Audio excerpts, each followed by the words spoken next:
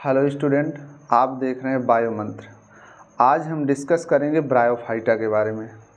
आपको ये जो हमारा लेक्चर है ये एनईपी सिलेबस के अकॉर्डिंग बीएससी का यूपी गवर्नमेंट के अकॉर्डिंग जो लेक्चर डिसाइड किए गए हैं उनके अनुसार निर्धारित किया गया है। उन लेक्चर में से जो इस सीरीज़ का हमारा ये पहला लेक्चर है और ये साथ ही साथ कॉम्पिटिटिव एग्ज़ाम के लिए काफ़ी ज़्यादा महत्वपूर्ण होगा।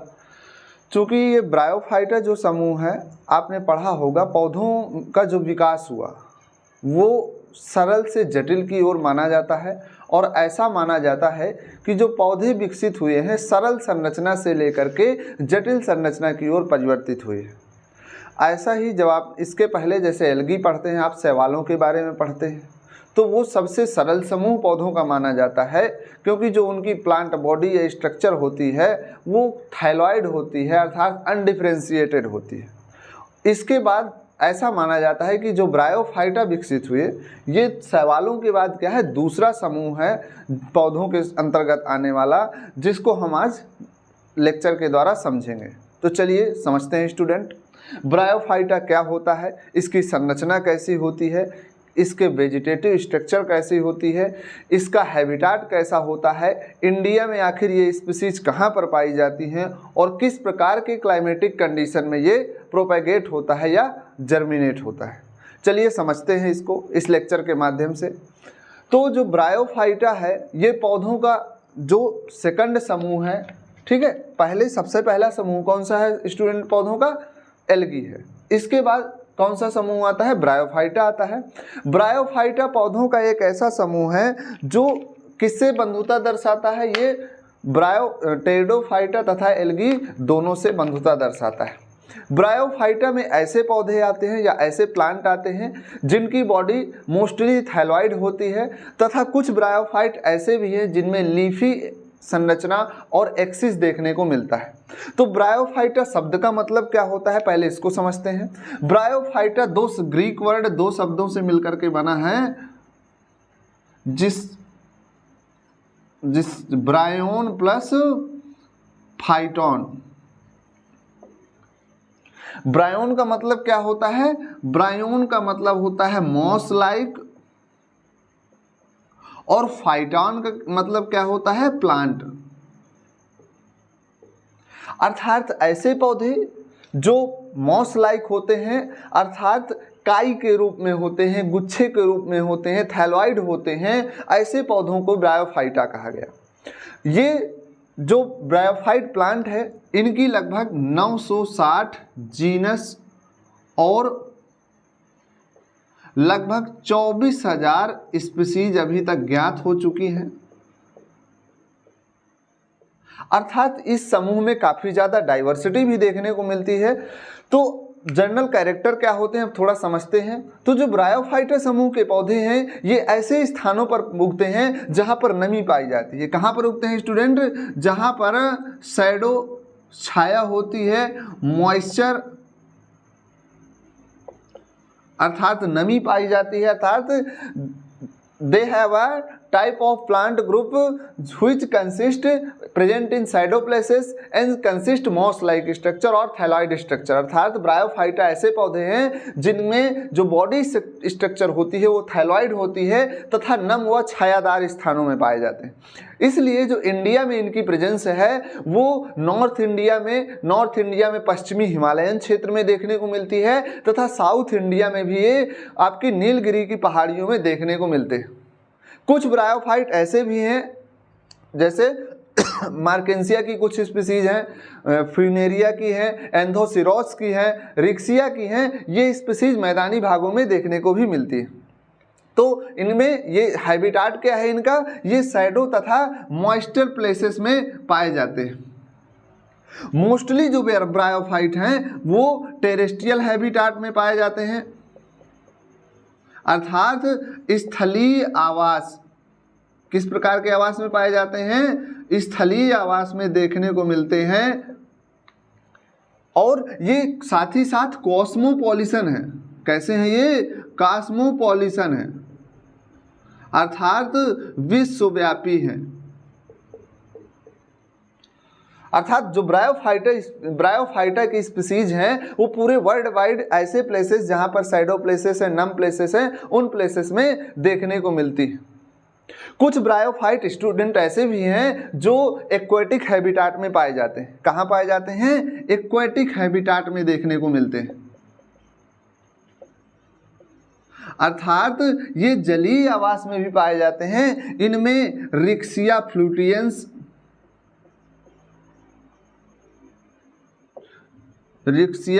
फ्लूटियंस तथा रिक्सियोकार्पस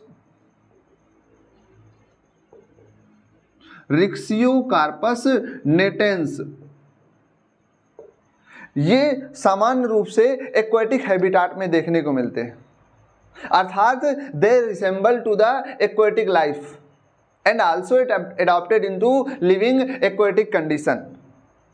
So we can say that the Bryophyta are the amphibians of plant kingdom. इसको ऐसे भी समझ सकते हैं कि ब्रायोफाइटा को, यहाँ से बहुत ज़्यादा क्वेश्चन पूछा जाता है कि कौन सी ऐसी स्पीसीज हैं ब्रायोफाइटा की जो एक्वेटिक हैबिटाट में पाई जाती हैं, साथ ही साथ कौन सी ऐसा प्लांट ग्रुप है जो एम्फीबियस ऑफ प्लांट किंगडम कहा जाता है। तो ब्रायोफाइटा को क्या कहा जाता है? Amphibious of plant kingdom. अर्थात ब्रायोफाइटा को पादप जगत का उभयचर कहा जाता है। क्या कहा जाता है स्टूडेंट? पादप जगत का उभयचर। इस पॉइंट को थोड़ा समझते हैं। उभयचर का क्या मतलब होता है? उभयचर ऐसे जीव होते हैं या ऐसे organism which consist to different condition and living both aquatic and terrestrial habitat. अर्थात ऐसे जीव या ऐसे ऑर्गेनिज्म जो एक्वेटिक एवं टेरेस्ट्रियल दोनों हैबिटाट में पाए जाते हैं और उनका जो डेवलपमेंट होता है वो किसी एक प्लेस पर डिपेंड नहीं होता। ठीक ऐसे ही ब्रायोफाइट में अगर देखें तो ब्रायोफाइटा रहते तो टेरेस्ट्रियल हैबिटाट में है मोस्टली, लेकिन जो इनका डेवलपमेंट होता है वो विदाउट वाटर पूरा नहीं होता।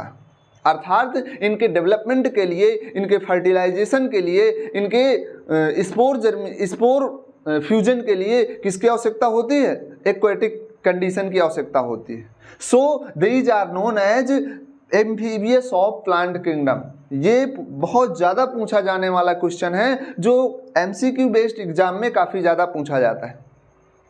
अब इसकी वेजिटेटिव स्ट्रक्चर के बारे में देखते हैं। तो जो इसकी वेजिटेटिव स्ट्रक्चर होती है तो ये कैसे होते हैं? हमने बताया मोस्टली थैलॉइड होते हैं। किस प्रकार की संरचना होती है स्टूडेंट? इनकी थैलॉइड होती है। अर्थात जो इनकी बॉडी स्ट्रक्चर होती है वो थैलस के आकार की होती है। अब थैलस क्या होता है थोड़ा समझेंगे। इनकी जो बॉडी होती है वो किस प्रकार की होती है? थैलॉइड होती है।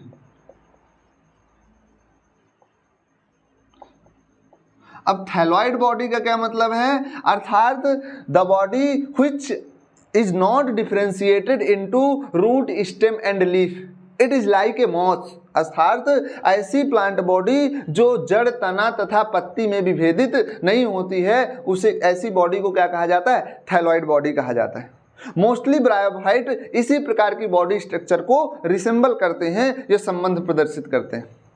कुछ ब्रायोफाइट ऐसे भी हैं जो लीफी एक्सिस वाली संरचना को दर्शाते हैं, जैसे मॉस हो गया, फ्यूनेरिया हो गया। क्या हो गया स्टूडेंट? मॉस या फ्यूनेरिया कैसी संरचना को दर्शाते हैं? लीफी एक्सिस और रूट लाइक स्ट्रक्चर को क्या करते हैं? रिप्रेजेंट करते हैं। तो डेवलपमेंट में वो काफ़ी प्रोग्रेसिव देखने को मिलते हैं। इसके बाद देखते हैं जो इनकी संरचना होती है, थोड़ा सा समझेंगे हम एक एग्जाम्पल के साथ। जो थैलॉइड ब्रायोफाइट होते हैं वो कुछ इस तरह के दिखाई देते हैं।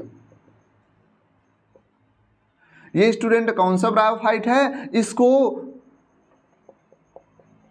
मार्केंसिया के नाम से जाना जाता है। किसको नाम से जाना जाता है? मार्केंसिया के नाम से जाना जाता है। इसकी जो बॉडी होती है वो कैसी होती है? वो थैलॉइड होती है, जो इस तरह से दिखाई देती है। किस तरह से दिखाई देती है? ये थैलॉइड बॉडी इस प्रकार से कुछ दिखाई देती है। इनमें क्या होती है? दो सरफेस पाई जाती हैं। अर्थात ये ऐसे ब्रायोफाइट होते हैं जो काफ़ी छोटे होते हैं। आपको पता होना चाहिए कि जो ब्रायोफाइटा है इनका जो हायर जो लेंथ वाला प्लांट है वो 35 से 40 सेंटीमीटर का होता है। कितना होता है? 35 से 40 सेंटीमीटर का होता है, अर्थात इससे इस मार्कर से कुछ थोड़ा बड़ा होता है।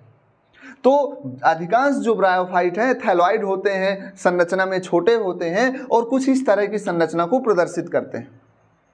अगर इसकी संरचना देखें वेजिटेटिव स्ट्रक्चर, तो ब्रायोफाइटा की संरचना में जो बॉडी होती है इनकी वो इस तरह से दिखाई देती है। ये जो होता है इनका, ये क्या होता है? क्लोरोप्लास्टिक क्षेत्र होता है।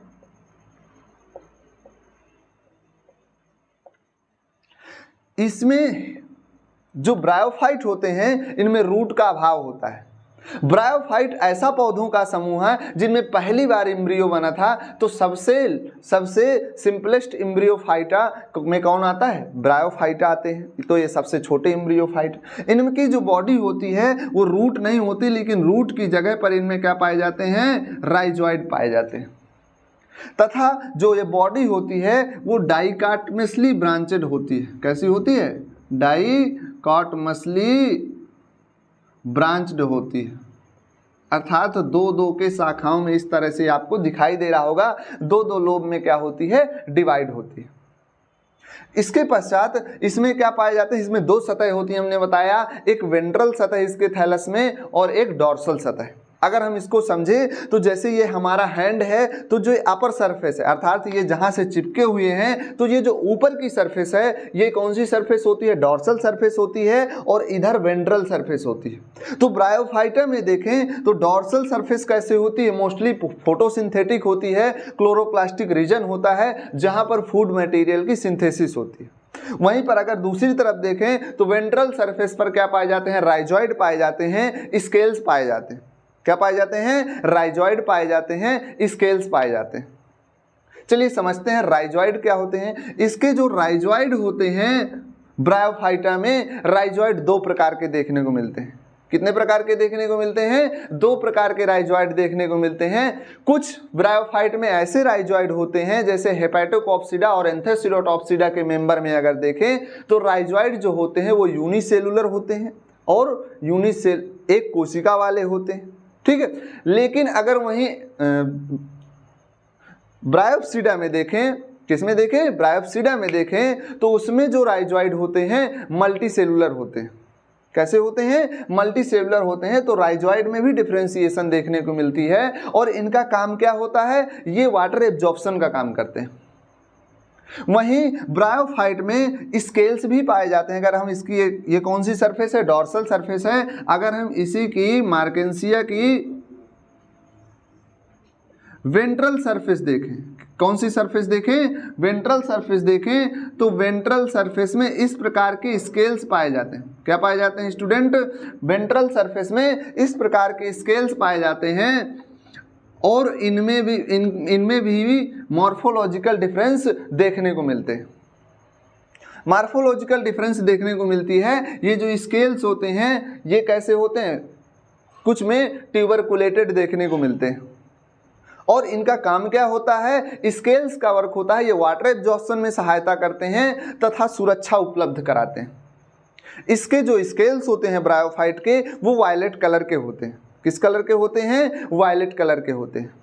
इसके अगर थैलस को देखें तो थैलस में अपर जो रीजन होता है वो फोटोसिंथेटिक रीजन पाया जाता है तथा जो लोअर रीजन होता है थैलॉइड संरचना में वो स्टोरेज रीजन होता है जो फूड मटेरियल के स्टोर करने का काम करता है। इसमें वेल डेवलप्ड अगर संरचना देखें तो एल्गी में हमने देखा था कि एल्गी जो होते हैं उनमें ज़्यादा मॉर्फोलॉजिकल डिफरेंसेस देखने को नहीं पाई जाती, लेकिन ब्रायोफाइट में ये जो ब्रायोफाइट होते हैं इनमें मॉर्फोलॉजिकल डिफरेंसेस देखने को पाई जाती है। किस प्रकार की डिफरेंसेस देखने को पाई जाती है? मॉर्फोलॉजिकल डिफरेंसेस देखने को पाई जाती है। अर्थात इनका जो थैलस होता है वो हेट्रोमॉर्फिक होता है। कैसा होता है? हेट्रोमॉर्फिक होता है, अर्थात दोनों अलग अलग थैलस को हम क्या कर सकते हैं, मेल और फीमेल रिप्रोडक्टिव ऑर्गन जिनमें पाए जाते हैं उनको हम आसानी से क्या कर सकते हैं, डिफरेंशिएट कर सकते हैं या विभिन्नित कर सकते हैं। ये पहचान सकते हैं देख करके कि कौन सा मेल है और कौन सा फीमेल थैलस है। अगर मेन जो बॉडी होती है, अगर लाइफ साइकिल की इनकी बात करें तो जो ब्रायोफाइट होते हैं इनमें जो जीवन की जो सबसे डेवलप्ड अवस्था होती है या डोमिनेंट अवस्था होती है वो कौन सी अवस्था होती है, थोड़ा इसको समझेंगे क्योंकि ये काफ़ी इंपॉर्टेंट टॉपिक है और इससे काफ़ी ज़्यादा क्वेश्चन पूछे जाते हैं। तो इसको समझेंगे थोड़ा। जो इसकी बॉडी होती है वो गैमेटोफिटिक होती है। कैसी बॉडी होती है, गैमेटोफिटिक होती है। अर्थात ब्रायोफाइट में जो डोमिनेंट बॉडी होती है वो कैसी होती है, गैमेटोफाइट होती है, जिसे युग्मकोद्भिद के नाम से जाना जाता है। किस नाम से जाना जाता है, युग्मकोद्भिद के नाम से जाना जाता है। और ये कौन सी अवस्था होती है, डोमिनेंट अवस्था होती है। कैसी अवस्था होती है, डोमिनेंट अवस्था होती है। वहीं अगर स्पोरोफिटिक अवस्था देखें,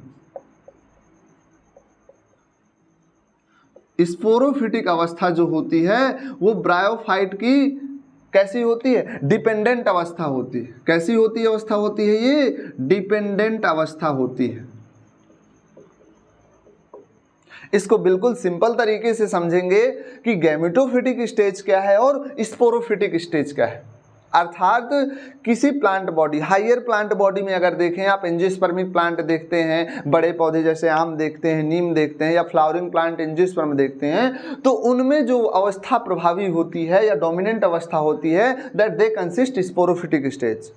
और गैमेटोफिटिक अवस्था बहुत छोटे समय के लिए आती है। गैमेटोफिटिक अवस्था वो अवस्था होती है जिसमें गैमीट का निर्माण होता है। किसका निर्माण होता है स्टूडेंट, ऐसी अवस्था जिसमें प्लांट बॉडी गैमीट का निर्माण करती है, मेल और फीमेल गैमीट का निर्माण करती है, that is known as gametophytic stage या युग्मकोद्भिद अवस्था।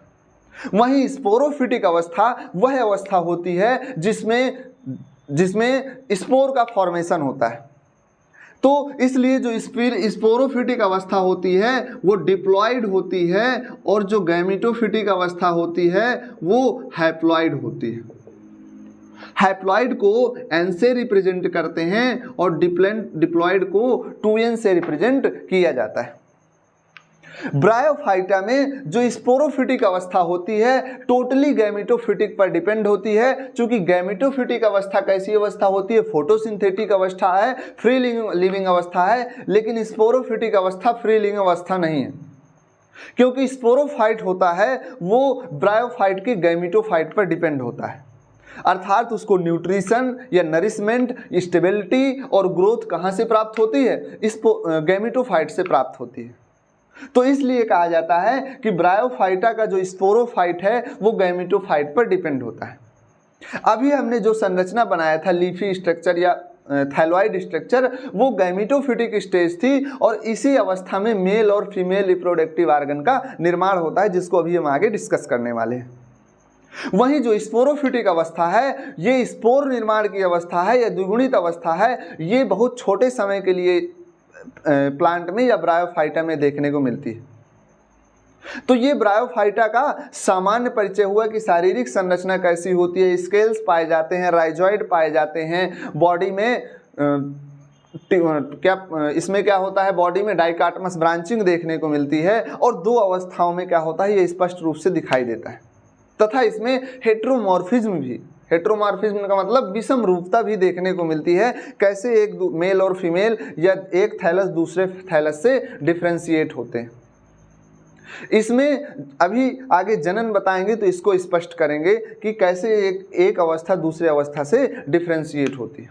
दूसरा, अगर इसमें देखें तो इसमें स्पष्ट रूप से अल्टरनेशन ऑफ जनरेशन देखने को मिलता है। क्या देखने को मिलता है, अल्टरनेशन ऑफ जनरेशन देखने को मिलता है। अर्थात इसमें गैमेटोफिटिक अवस्था किस अवस्था में बदलती है, स्पोरोफिटिक अवस्था में, और स्पोरोफिटिक अवस्था गैमेटोफिटिक अवस्था में बदलती है। और इस तरह से ये अल्टरनेशन ऑफ जनरेशन चलता रहता है। अब देखते हैं कि इनमें जनन कैसे होता है, अर्थात ये अपनी संख्या को कैसे इंक्रीज करते हैं। तो ब्रायोफाइटा में 2 प्रकार का जनन देखने को मिलता है। कितने प्रकार का जनन देखने को मिलता है? 2 प्रकार का जनन देखने को मिलता है। अर्थात bryophyte reproduce by 2 method. Bryophyte reproduce by 2 method, या 2 प्रकार से इनमें जनन होता है। एक वेजिटेटिव रिप्रोडक्शन होता है। कौन सा रिप्रोडक्शन होता है? वेजिटेटिव रिप्रोडक्शन होता है। और दूसरा सेक्सुअल रिप्रोडक्शन होता है। किस प्रकार का रिप्रोडक्शन होता है? सेक्सुअल रिप्रोडक्शन होता है। अर्थात इनमें कायिक जनन और लैंगिक जनन देखने को मिलता है। इनको थोड़ा सा समझेंगे। कायिक जनन क्या होता है, या वेजिटेटिव प्रोपेगेशन रिप्रोडक्शन क्या होता है, और लैंगिक जनन क्या होता है। तो ऐसा रिप्रोडक्शन जो प्लांट के बॉडी पार्ट में हो पाया जाता है, वेजिटेटिव पार्ट में होता है। They have no special type of spore, only vegetative branch और vegetative bud make a new progeny. अर्थात इस प्रकार के जनन में जो वेजिटेटिव प्लांट बॉडी है वही क्या करती है? नए संतान का निर्माण करती है। और ब्रायोफाइट में ये जो जनन है निम्न प्रकार से देखने को मिलता है, जैसे by death and decay of thallus. By death and decay of thallus, अर्थात ब्रायोफाइटा का जैसे अभी हमने थैलस बनाया था प्लांट बॉडी, उसमें डेथ हो जाए या डीके हो जाए, अर्थात वो सड़ जाए, गल जाए, टूट जाए, तो टूटे हुए भाग से नया ब्रायोफाइट जर्मिनेट कर जाता है या ग्रो कर जाता है। दूसरा है इसमें बाई एडवेंटिटियस ब्रांचिंग, या अपस्थानिक शाखाओं द्वारा। किसके द्वारा? अपस्थानिक शाखाओं द्वारा। तो जो ये डाइकाटमस ब्रांचें बनती हैं, इन ब्रांच में भी क्या होती है? कैपेसिटी होती है कि ये क्या करती हैं? नए ब्रायोफाइट को जर्मिनेट कर सकते हैं या बना सकती है। ठीक है। जो एपिकल नोच होता है, जो ये थैलस का जो ये रीजन बताया था, ये एपिकल नोच, यहाँ से क्या बनते हैं? फीमेल और मेल रिप्रोडक्टिव ऑर्गन का निर्माण होता है, अभी बताएंगे। तो इसमें जो वेजिटेटिव रिप्रोडक्शन होता है वो by death and decay of thallus adventitious शाखाओं द्वारा और जेमा द्वारा। किसके द्वारा? जेमा द्वारा, या इसको कहीं कहीं जेमी भी कहा जाता है। जेमा एक विशेष प्रकार की कप लाइक संरचना होती है कुछ ब्रायोफाइट में, जैसे मार्केंसिया में ये देखने को मिलती है। तो जेमा द्वारा भी क्या होता है? वेजिटेटिव रिप्रोडक्शन होता है। और नेक्स्ट है बाई ट्यूबर। किसके द्वारा होता है? By tuber. ट्यूबर के द्वारा भी वेजिटेटिव रिप्रोडक्शन देखने को मिलता है। तो वेजिटेटिव रिप्रोडक्शन इस प्रकार से होता है। अब देखते हैं सेक्सुअल रिप्रोडक्शन या लैंगिक जनन। तो सबसे पहले समझते हैं कि व्हाट इज सेक्सुअल रिप्रोडक्शन। तो that is the sexual reproduction is a type of reproduction which consist of special type of reproductive structure that is known as male reproductive organ and female reproductive organ. अर्थात sexual reproduction में plant में विशेष प्रकार की लैंगिक संरचनाओं का निर्माण होता है। उन्हें मेल और फीमेल रिप्रोडक्टिव ऑर्गन या नर और मादा जनन अंगों के नाम से जाना जाता है। ब्रायोफाइटा में भी मेल और फीमेल रिप्रोडक्टिव ऑर्गन का निर्माण होता है। ब्रायोफाइटा डायोसियस होते हैं मोस्टली। कैसे होते हैं? डायोसियस होते हैं। इसको भी थोड़ा समझते हैं, मोनोसियस क्या होते हैं और डायोसियस क्या होते हैं। ऐसे प्लांट जिनमें मेल और फीमेल रिप्रोडक्टिव ऑर्गन एक ही प्लांट बॉडी में बनते हैं, ऐसे प्लांट को मोनोसियस प्लांट कहते हैं। वहीं ऐसे प्लांट जिनमें मेल और फीमेल रिप्रोडक्टिव ऑर्गन अलग अलग प्लांट बॉडी में बनते हैं, उन्हें क्या बोलते हैं? उन्हें डायोसियस प्लांट बोलते हैं। तो जो ब्रायोफाइट होते हैं वो एक प्रकार के डायोसियस प्लांट हैं, अर्थात इनमें मेल और फीमेल रिप्रोडक्टिव ऑर्गन अलग अलग थैलस में पाए जाते हैं और उनकी संरचना भी अलग अलग होती है। तो इसलिए इनमें सेक्सुअल डायमॉर्फिज्म, लैंगिक द्विरूपता देखने को मिलती है। जो सेक्सुअल रिप्रोडक्शन होता है वो गैमेटोफाइट जो बॉडी होती है, कौन सी बॉडी होती है? गैमेटोफाइट जो होते हैं उन्हीं में एक गैमेटोफाइट जो थैलस है हैप्लॉइड, उसमें आर्किगोनिया का निर्माण होता है और एक थैलस में एंथ्रीडिया का निर्माण होता है, एंथ्रीडियम का निर्माण होता है और एक में आर्किगोनियम का निर्माण होता है। ब्रायोफाइटा में जो मेल रिप्रोडक्टिव ऑर्गन है उसको एंथ्रीडियम बोला जाता है और जो फीमेल रिप्रोडक्टिव ऑर्गन है उसे आर्किगोनियम बोला जाता है। एंथ्रीडियम किसमें डेवलप होते हैं, जैसे ये हमने थैलस बताया था, तो ये जो ब्रांच होती है इसे एंथ्रीडियोफोर कहते हैं। क्या कहते हैं इसको? एंथ्रीडियोफोर कहते हैं। और इसके टॉप पर क्या डेवलप होते हैं? एंथ्रीडियम डेवलप होते हैं। क्या डेवलप होते हैं? एंथ्रीडियम। इस तरह की लोबुलर संरचनाएं होती हैं और उन्हें एंथ्रीडियम बोला जाता है। ऐसे ही किसी दूसरे थैलस में फीमेल रिप्रोडक्टिव ऑर्गन देखने को मिलते हैं या आर्किगोनियम देखने को मिलती है। तो हम इनको देख करके भी क्या कर सकते हैं? सेपरेट कर सकते हैं। एंथ्रीडियम जो होता है, एंथ्रीडियम में कौन सी कोशिकाएं बनती हैं? एंथ्रीडियम जो होता है उसमें एंड्रोसाइट सेल पाई जाती है। कौन सी सेल पाई जाती हैं? एंड्रोसाइट सेल पाई जाती हैं। और एंड्रोसाइट सेल जो होती हैं वो डिवीजन करके क्या करती हैं? वो डिवीजन करके एंथीरोजॉइड बनाती हैं। क्या बनाती हैं? वो एंथीरोजॉइड बनाती हैं। क्या बनाती हैं? एंथीरोजॉइड बनाती हैं। वहीं जो आर्किगोनियम सेल हैं वो भी क्या करती हैं? वो भी स्पोरोजिनस क्या करती हैं? कोशिकाओं का निर्माण करती हैं। और आर्किगोनियल सेल से किसका निर्माण होता है? आर्किगोनिया का निर्माण होता है। किसका निर्माण होता है? आर्किगोनिया का निर्माण होता है। और फिर जो ये आर्किगोनिया है इसकी स्पेशल टाइप ऑफ संरचना भी होती है, अर्थात जो ये आर्किगोनिया होती है इस तरह की क्या होती है? फ्लास्क शेप्ड होती है। कैसी होती है? फ्लास्क शेप्ड होती है। एक पॉइंट और यहाँ याद रखिएगा, जो एंथीरोजॉइड होते हैं या आर्किगोनिया है उसकी जो संरचना है वो एक स्टेराइल जैकेट के द्वारा क्या होती है? कवर्ड होती है। किसके द्वारा कवर्ड होती है? स्टेराइल जैकेट के द्वारा कवर्ड होती है। ये जो होती है कैसी होती है? फ्लास्क शेप होती है। कैसी होती है? फ्लास्क शेप होती है। अर्थात किस आकार की होती है? ये एक फ्लास्क के आकार की होती है। वहीं जो एंथीरोजॉइड होते हैं ये कैसे होते हैं? मोटाइल होते हैं। कैसे होता है? मोटाइल होते हैं और द्विकशाभिक होते हैं। कैसे होते हैं? द्विकशाभिक होते हैं।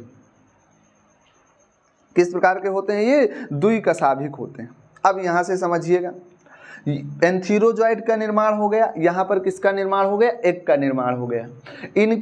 इनमें जो पाई जाती है आर्किगोनिया में नेक सेल, ये जो पतली नैरो संरचना है उसको नेक सेल कहा जाता है। ये जो है ये कौन सी यहाँ पर है? ये इसको नेक कहा जाता है। और इसको जो फूला हुआ भाग है उसे वेंटर कहा जाता है। क्या कहा जाता है? वेंटर कहा जाता है। और इसी के अंदर एग का क्या होता है? डेवलपमेंट होता है। अब जो फर्टिलाइजेशन होता है, फर्टिलाइजेशन कहाँ होता है? फर्टिलाइजेशन के लिए वाटर की आवश्यकता होती है। किसकी आवश्यकता होती है? वाटर की आवश्यकता होती है। किसकी आवश्यकता होती है स्टूडेंट? वाटर की आवश्यकता होती है। ब्रायोफाइट वाटर पर फर्टिलाइजेशन के लिए टोटली डिपेंड होते हैं। एंथीरोजॉइड वाटर की सहायता से फ्लैजेला के द्वारा गति करके कहाँ तक पहुँचते हैं? फ्लास्क शेप आर्किगोनिया तक पहुँचते हैं और पहुँच करके फर्टिलाइजेशन की प्रक्रिया को कंप्लीट करते हैं। फर्टिलाइजेशन जो होता है उगैमस प्रकार का होता है।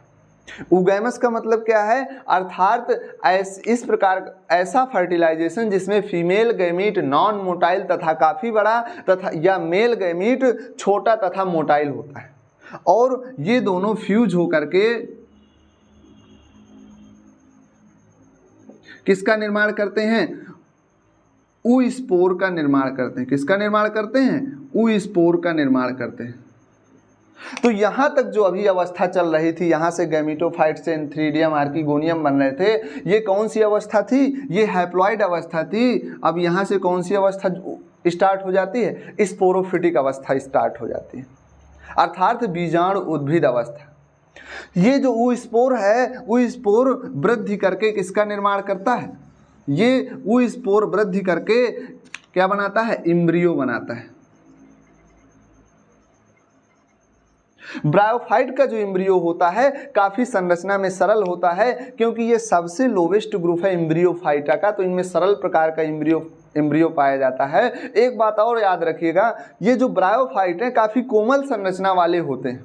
क्योंकि जो इनकी बॉडी होती है इनमें ना तो वैस्कुलर टिश्यू पाए जाते हैं और ना ही इसमें दूसरे टिश्यू पाए जाते हैं, केवल पैरेनकाइमेटस टिश्यू से बनी हुई बॉडी होती है।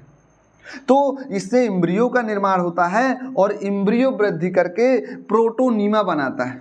क्या बनाता है? प्रोटोनीमा बनाता है, अर्थात एक फिलामेंटस स्ट्रक्चर का निर्माण करता है और प्रोटोनीमा ही ग्रोथ करके क्या करते हैं, इम्ब्रियो बनाता है और इससे क्या बनता है, स्पोरोफाइट बनता है। क्या बनेगा यहाँ भी? स्पोरोफाइट बनेगा। थोड़ा समझेंगे। अभी प्रोटोनीमा का निर्माण लास्ट में होता है, जहां से फिर क्या होता है, नया थैलस डेवलप होता है, गैमेटोफिटिक। अब जो स्पोरोफिटिक है हमने बताया ये कैसा होता है, totally depend on bryophytes gametophytic stage, अर्थात they attached with the gametophytic plant body. ये किससे अटैच होता है? गैमेटोफिटिक प्लांट बॉडी से अटैच होता है। और अगर गैमेटोफाइट की डेथ हो जाती है तो स्पोरोफाइट अपने आप नष्ट हो जाता है।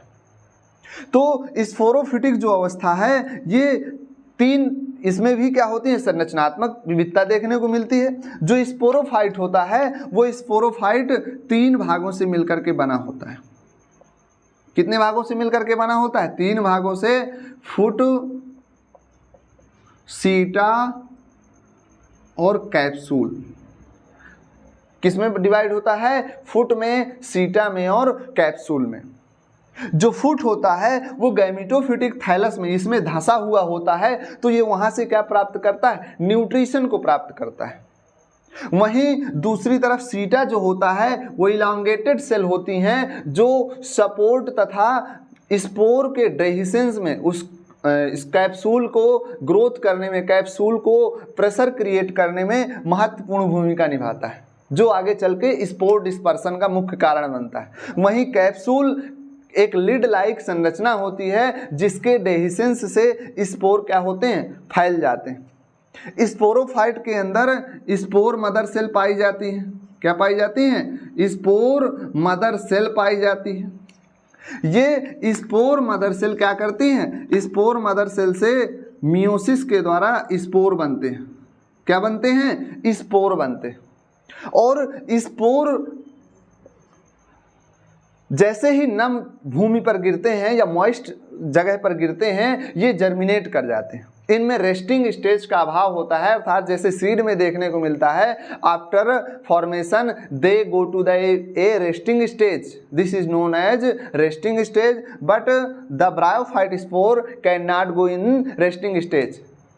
अर्थात ये तुरंत क्या कर जाते हैं? जर्मिनेट कर जाते हैं और जर्मिनेट करके फिलामेंटस संरचना बनाते हैं जिसे प्रोटोनीमा कहते हैं। और प्रोटोनीमा से फिर से क्या बनता है? इस न्यू थैलस का निर्माण होता है। किसका निर्माण होता है? ये इन न्यू थैलस का निर्माण होता है। तो ये एक तरह से लाइफ साइकिल भी आप समझ सकते हैं, इसको अभी हम क्लैरिफाई करवाएंगे। लेकिन देखा आपने किस प्रकार से लैंगिक जनन होते हैं। अलग अलग गैमेटोफाइट में एंथीडियम तथा आर्किगोनियम का एंथ्रीडियोफोर तथा आर्किगोनियोफोर में निर्माण होता है। एंथीडियम से एंथीरोजॉइड बनते हैं, आर्किगोनियम से आर्किगोनिया में नेक वेंटर और इसके अंदर एग बनता है। ये दोनों गैमीट का काम करते हैं। फर्टिलाइजेशन होता है, वो स्पोर बनता है, द्विगुणित अवस्था आती है, लेकिन ये शॉर्ट लिव्ड अवस्था होती है। इससे स्पोरोफाइट बनता है जो फुट, सीटा तथा कैप्सूल में बटा होता है। और इसके बाद ये स्पोर मदर सेल होती हैं जिनमें मियोसिस होती है और स्पोर का निर्माण होता है। स्पोर जर्मिनेट होकर के प्रोटोनीमा बनाते हैं जिससे फिर से नए थैलस का निर्माण होता है। अब ये थैलस पुनः जो ये गैमेटोफिटिक अवस्था है रिप्रोडक्टिव, उसको बनाने के लिए तैयार होता है। अब थोड़ा सा समझते हैं कि इनका इकोलॉजिकल इंपॉर्टेंस क्या है और इनकी बंधुता कहाँ से।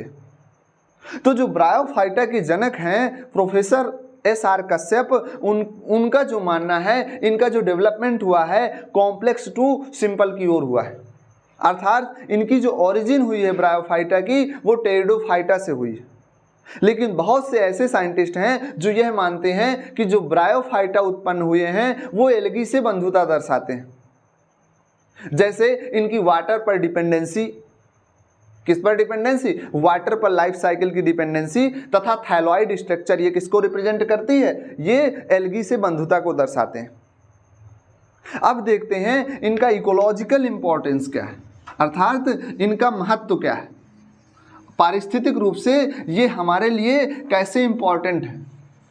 तो हमने बताया ये कैसे होते हैं, ये छोटे होते हैं, किसी छाल में, वृक्ष की चट्टानों में, नम स्थानों पे, सॉइल में चिपकी हुई अवस्था में पाए जाते हैं। तो इनका इकोलॉजिकल इम्पोर्टेंस भी है। ये इकोलॉजिकल रूप से किसका काम करते हैं, ये सबसे पहले अगर देखें तो ये जिस सरफेस पर चिपके हुए हैं वहाँ की फर्टिलिटी बढ़ाने का काम करते हैं। किसका काम करते हैं, सॉयल फर्टिलिटी को बढ़ाते हैं। क्योंकि ये चूंकि कोई भी प्लांट बॉडी है तो ऑर्गेनिक बॉडी, तो उसकी बॉडी का डेथ और डिके होगा तो कहाँ जाएगी, वो सॉयल में ही जाएगी। और ये उन प्लेसेस में जो बैरन प्लेस हैं या जहाँ पर आग लगी हुई है वहाँ पर ये क्या करते हैं, नई पायोनियर स्पीसीज की तरह काम करते हैं, नई स्पीसीज के जर्मिनेशन में महत्वपूर्ण भूमिका निभाते हैं। तो ये सॉइल फर्टिलिटी बढ़ाने का भी क्या करते हैं, काम करते हैं। इसके साथ साथ ये पैकिंग मटेरियल के रूप में, अभी हम बताएंगे स्फैगनम जो है, स्फैगनम एक ब्रायोफाइट है, वो कैसा होता है, उसमें लीफ रुई जैसी संरचना होती है। रुई तो जानते होंगे सब लोग। तो रुई जैसी संरचना होने के कारण कॉटन जैसी उसका प्रयोग पैकिंग मटेरियल के रूप में भी किया जाता है। तथा ये वाटर एब्जॉर्बेंट भी होते हैं, रुई जैसी संरचना होने के कारण। तो वाटर एब्जॉर्बेंट होने के कारण ये ग्रोथ में, नए पौधों को प्रिपेयर करने में या नर्सिंग के सीड बेड को तैयार करने में, अर्थात बीजों के बिस्तर को तैयार करने में ये महत्वपूर्ण भूमिका निभाते हैं। साथ ही साथ कुछ ब्रायोफाइट का जो प्रयोग है वो मेडिसिनल पर्पज से भी किया जाता है, अर्थात उनसे मेडिसिन के रूप में भी प्रयोग किया जाता है। तथा स्फैगनम का प्रयोग कॉटन के रूप में भी किया जाता है, अर्थात जैसे मेडिसिनल में हॉस्पिटल वगैरह जाते हैं, चोट लगती है तो रुई लगाई जाती है, तो बैंडेज के रूप में स्फैगनम का भी प्रयोग किया जाता है। तो आपने आज पढ़ा ब्रायोफाइटा क्या होते हैं, ब्रायोफाइटा में कितनी स्पीसीज हैं, कितने जीनस हैं, ब्रायोफाइटा के जनक कौन हैं, ब्रायोफाइटा की वेजिटेटिव स्ट्रक्चर कैसी है, ब्रायोफाइटा में कौन सी अवस्था डोमिनेंट होती है, इन्हें एम्फीबियस ऑफ प्लांट किंगडम क्यों कहा जाता है, कौन सी ब्रायोफाइटा की स्पीसीज जलीय हैं, तथा किस ब्रायोफाइट में कौन सा ब्रायोफाइट मेडिसिनल पर्पज से इंपॉर्टेंट है, तथा लैंगिक जनन इनमें किस प्रकार से होता है, हेटेरोथैलिज्म कैसे देखने को मिलती है, हेटेरोमॉर्फिज्म कैसे देखने को मिलती है, वो आपने स्पष्ट रूप से देखा। अगर आपको आज का हमारा लेक्चर पसंद आया हो तो इसी तरह के वीडियो अपडेट पाने के लिए आप हमारा चैनल शेयर करें, सब्सक्राइब करें तथा बेल आइकन को हिट करें। धन्यवाद।